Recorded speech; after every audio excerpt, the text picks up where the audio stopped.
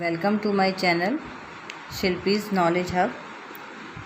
Today I am here with your main course book Real English and chapter is How Daddy Was Always Late. This chapter written by Alexander B. Ruskin. Alexander born in 1914 and death 1971. He was Russian.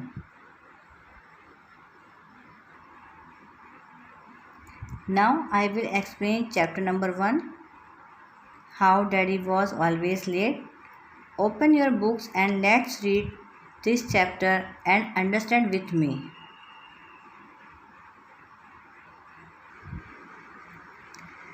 ये जो chapter है एक little boy का है, छोटे से बच्चे का, जो अपने फादर के हमेशा लेट आने से परेशान था कि वो हमेशा हर चीज़ में लेट क्यों है।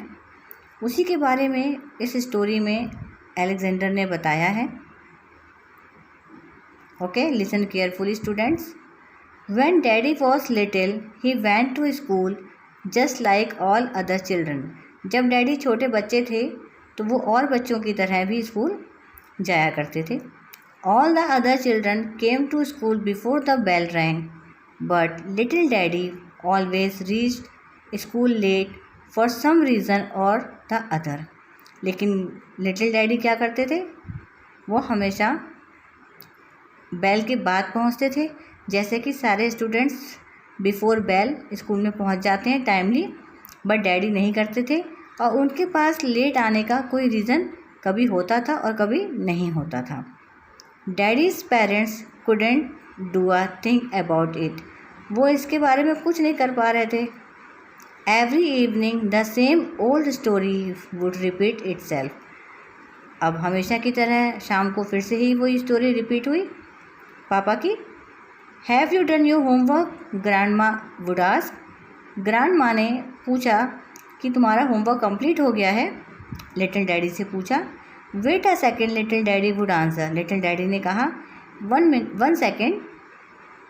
उन्होंने रिप्लाई किया, stop that reading and start your homework immediately grandpa would say. Grandpa ने कहा, तुम्हें रीडिंग इसी समय बंद करनी होगी और अपना होमवर्क करो तुरंत से, अभी, immediately. Just 1 more page little daddy would से।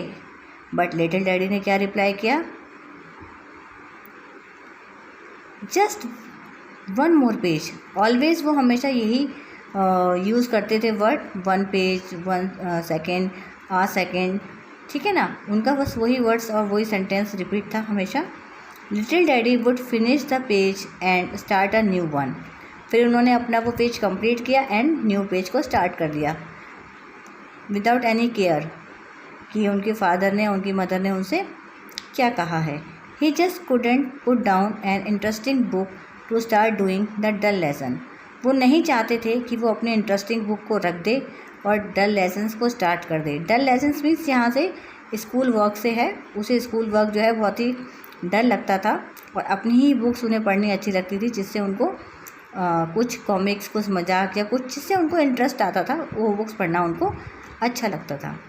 Just 1 more page little daddy would say. Little daddy से उन्होंने क्या कहा, बस एक पेज और। Put that back down. Wait a second. इसे रख दो, वापस रख दो, इसे नीचे रख दो, इसे।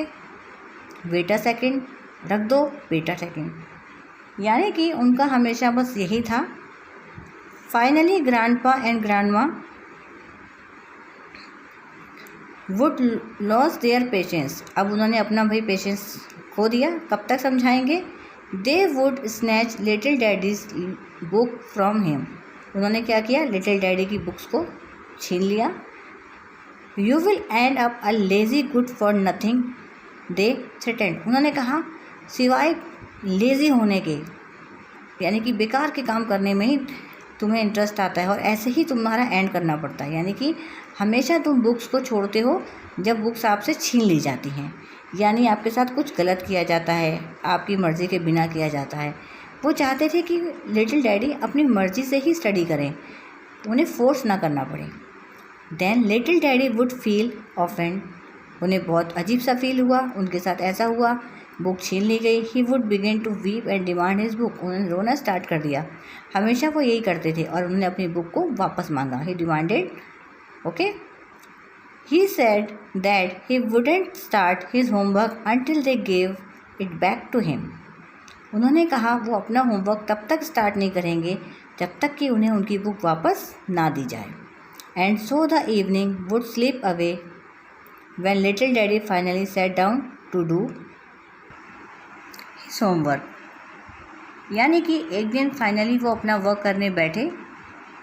ही फेयर अस्लीप, लेकिन हो क्या रहा था, क्योंकि दिन भर उन्होंने अपने मन का किया, वो थक चुके थे। अब पढ़ते समय उनको क्या फील हो रहा था, नींद। He did his homework in a days में उन्होंने बिना मन से आलसी होकर सोते हुए अपना वर्क कंप्लीट किया। By the time he was through it would really be late, लेकिन वो क्या हो गए, हमेशा की तरह late. Grandpa and grandma would be exhorted, यानी कि वो लोग थक चुके थे उनसे कहते कहते अपने वर्क को सीरियसली करने के लिए, टाइम पर करने के लिए। बट लिटिल डैडी कभी उनकी बात को नहीं मानते थे।